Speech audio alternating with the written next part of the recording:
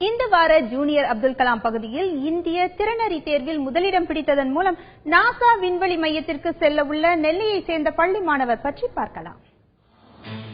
நெல்லை மாவட்டம் கங்கனாங்குளத்தை அடுத்த பிள்ளைக்குளத்தைச் சேர்ந்த பாஸ்கர் விஜயா தம்பதியின் மூத்த மகன் அபிஷேக் ராஜ் தனியார் பள்ளி ஒன்றில் 6ஆம் வகுப்பு படித்து வருகிறார். நடப்பு ஆண்டில் இந்திய அளவில் நடத்தப்பட்ட பள்ளி மாணவர்களுக்கான திறனறி தேர்வில் 3.5 லட்சம் பேர் பங்கேற்றனர். இத்தேர்வில் முதலிடம் பெற்று அசத்தியிருக்கிறார் மாணவர் அபிஷேக் ராஜ். இதன் மூலம் அமெரிக்காவின் நாசா விண்வெளி மையத்திற்கு கல்வி சுற்றுலா செல்லும் வாய்ப்பை பெற்றுள்ளார்.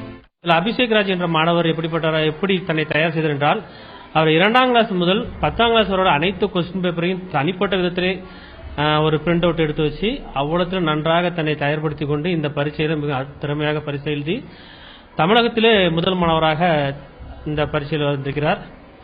கடந்த ஆண்டும் இத்தேர்வில் பங்கேற்ற அபிஷேக் ராஜ் 827ஆம் இடத்தையே பெற முடிந்தது என்றாலும் தொடர் முயற்சியின் பயனாக தற்போது வெற்றி வாகை சூடியிருக்கிறார்.